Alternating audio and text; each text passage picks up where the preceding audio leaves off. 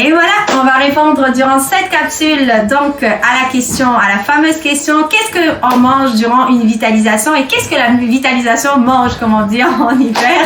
Alors la vitalisation, ça consiste en une consommation accrue de fruits et des fruits frais de saison, qu'elles soient bio préférablement. Sinon, vous faites donc le nettoyage au bicarbonate 15 minutes, vous laissez tremper et vous mangez. Bien sûr, c'est comme quand on fait un ménage, on a envie de mettre le meilleur des produits pour que le nettoyage soit maximisé.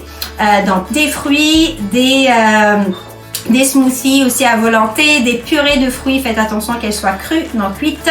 Vous pouvez boire des jus de légumes à volonté, les jus de légumes vertes, c'est préférablement ça, vous pouvez en prendre donc de 1 litre au minimum jusqu'à 2 à 3 litres si désiré.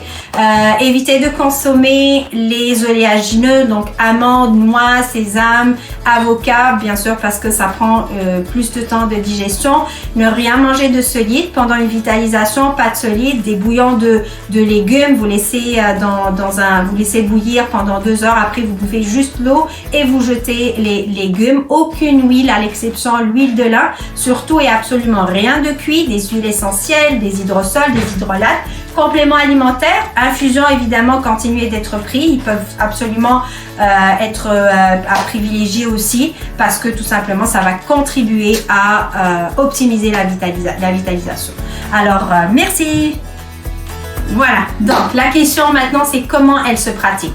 Elle se pratique en cure de 1 à 4 semaines, avant tout nettoyage interne, ou bien la veille ou le lendemain d'un nettoyage d'entretien ou d'un jeûne, le lendemain d'un jeûne, d'un nettoyage de crise, dans les 2 à 3 jours qui précèdent ou qui suivent un jeûne de plus de 2 jours. Ou de plus de 1 jour, on peut faire une vitalisation. Pourquoi? Parce qu'avec les purges, on va éliminer les toxines, mais sachez que les toxines ne sont pas évacuées seules dans le corps, donc elles sortent avec des fibres, elles sortent avec des minéraux. Donc il faut absolument ramener le plus de minéraux possible pour permettre au corps de nettoyer le plus possible, ce qui est notre objectif.